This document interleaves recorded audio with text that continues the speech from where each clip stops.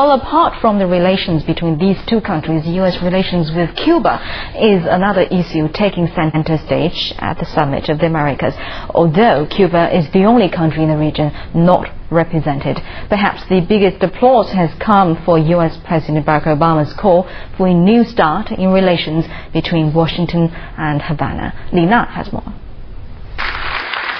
Barack Obama says he's ready to accept Cuban President Raul Castro's proposal of talks on issues once off-limits for Cuba, including the scores of political prisoners held by Cuba.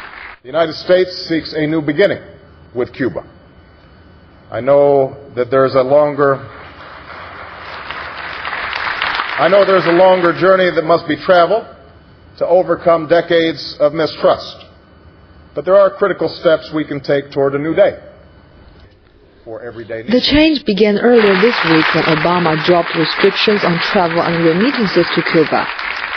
Hours after Obama's remarks, the Cuban president responded with an offer of talks on everything that divides the two countries. Reaction has been positive on the streets of Havana. Unfortunately, we are distanced from one another precisely due to political problems. In the end, that affects us as a people, so I think they should have dialogue. I think any conversations that can be good for both countries and both people are possible and are worth it.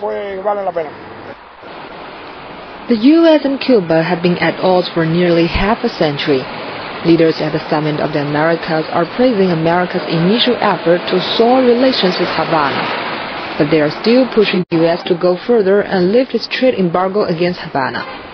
Lina, CCTV.